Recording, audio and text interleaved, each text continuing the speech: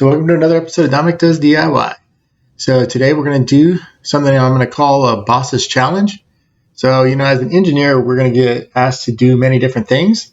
So what we really need to do is be able to think and be able to make circuits in hardware that will be able to solve a problem that we have.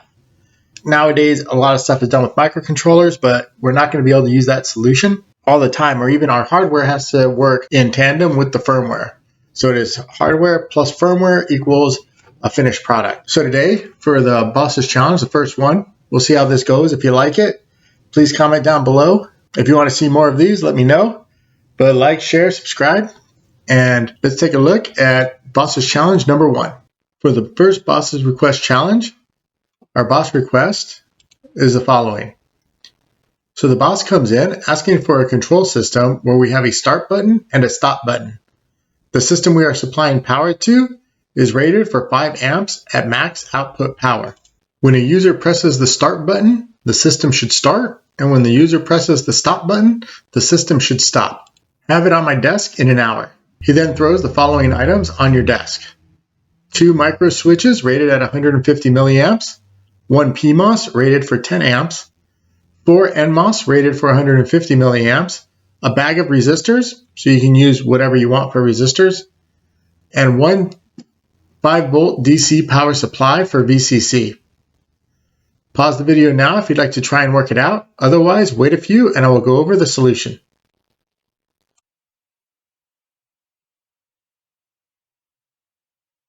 So the first thing we're going to do is the easy part. That is just setting up a PMOS switch to control a 5 amp load.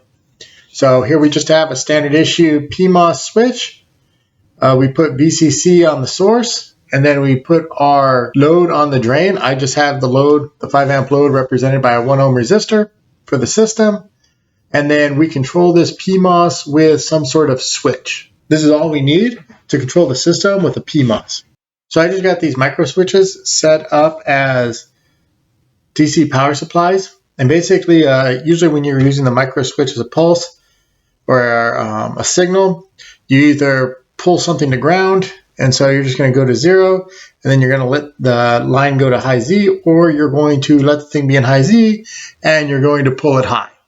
So in this instance, I'm basically just keeping it at 0, and I'm going to pulse a 5 volts, which means this micro switch would be set up to pull the line high when the button is pressed. And then when the button is released, it'll basically go high Z, and the system will pull it to ground through a resistor or something. So we have our DC power supply here for 5 volts, the VCC, and we have our 2 micro switches, which are rated for 150 milliamps. So we got our DC power supply, our 2 switches, and our PMOS switch controlled power supply system. Now, how is it that we can actually control this thing? How is it that we can control this switch with the 2 buttons using the 4 NMOSs?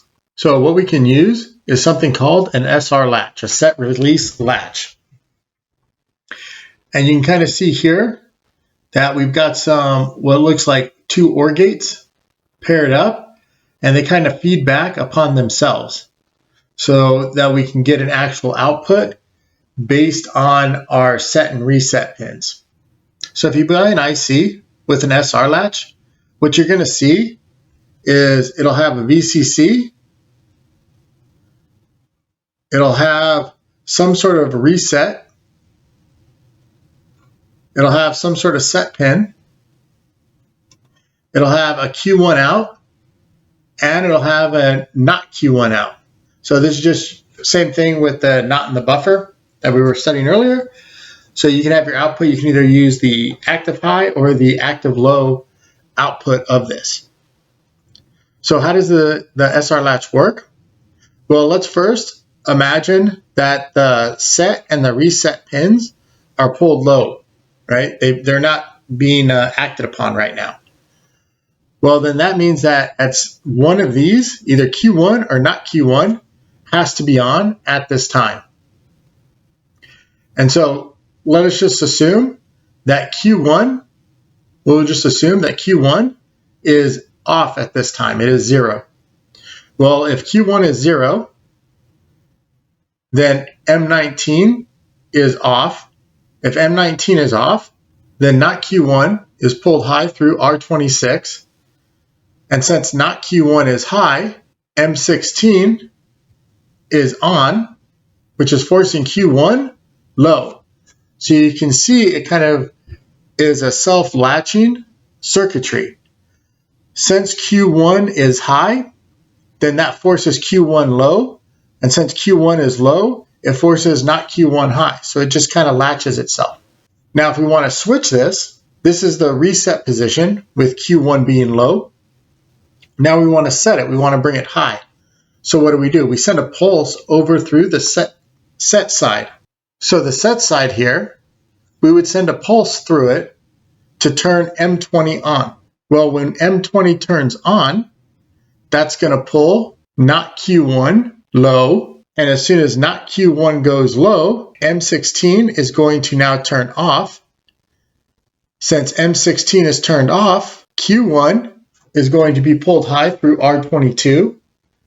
And since Q1 is pulled high, M19 is going to be turned on, which is then going to force not Q1 low. So now we've got a latch situation where Q1 is being held high because we sent a signal, a pulse, through the set side of this SR latch. And likewise, if we do the same thing with the reset, now that Q1 is high, we want to send a pulse on the reset pin. That is going to turn M17 on and pull it low. When M17 gets pulled low, Q1 gets pulled low. Q1 low means M19 is off. Since M19 has now been turned off, not Q1 is going to be pulled high through R26. And since not Q1 is pulled high, then it'll latch the system in this position, in the reset position, through M16. So this is the SR latch system. Now all we got to do is feed our two switches, our micro switches, our start and our stop button through the set or reset pin. Now for this example, I went ahead and made VA the set micro switch, and I went ahead and made the DC power supply labeled VB the reset micro switch. So since I made VA my set switch and I've declared it as my start, I got to keep that in mind. And I made VB my reset switch and I've labeled that as my stop switch. So as you can see here, I just did a pulse. I'm just doing a 500 millisecond press of the button, and I've offset them a little bit so we can see some displacement between the start and stop button. But remember I said that we have to understand we want the VA as the set pin, and we've labeled that as the start switch, right? So that means that our system has to go live when we press the start switch, and our system has to be cut off or shut down when I hit the stop switch. But we have to pay attention because just because I send a pulse high on the start switch, right, does that actually mean that I'm going to have an output high on the system? So looking at this, let's do a quick simulation, and we'll monitor the VA, the VB, Q1, and not Q1. So here we can see VA, VB, Q1, and not Q1. And of course, as expected, not Q1 is just the inverse of Q1. But we have to realize what it is that we want to actually happen on the output in order to turn our switch on. So we can see here, every time VA goes high, our Q1 output goes high, and our not Q1 goes low. And every time that our VB goes high, that's actually the reset pin, which turns Q1 low, but it brings not Q1 high. So why is this important? Is because we want to supply power to the system. Then how are we going to do that? We know that the PMOS is our controlling switch. And so how does a PMOS operate? Well, the PMOS operates when its VGS threshold is less than minus some VGS threshold, right? Basically, when VGS threshold is 0, meaning the voltage at the source is equal to voltage at the gate, then the switch is off.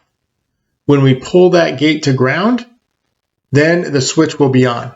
So in order for us to supply power to the system through this PMOS, we need to pull switch to ground. We need the output to be 0.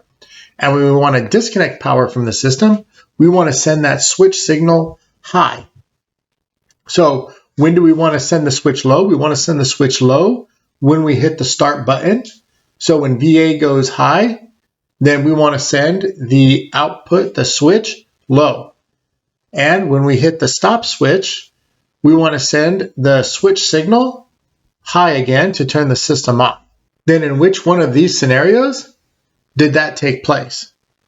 Actually, we can see we don't actually want to use the Q1, right? We don't want to use the non-inverting output. We actually want to use the inverting output in order to make this happen.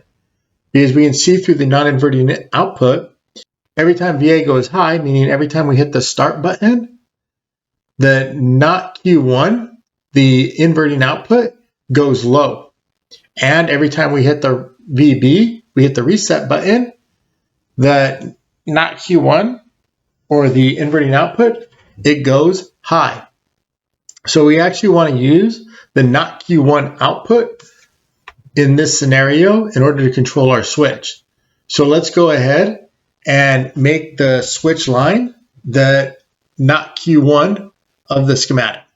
So let's go ahead and make the switch, the control, the not Q1 coming from our SR latch. Now let's go see if we were able to complete the boss's challenge.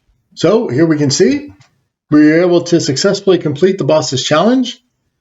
Every time we hit the start button, then the output, the system output, goes high. And every time we hit the stop button, we disconnect power to the system. So congratulations on completing boss's challenge number 1.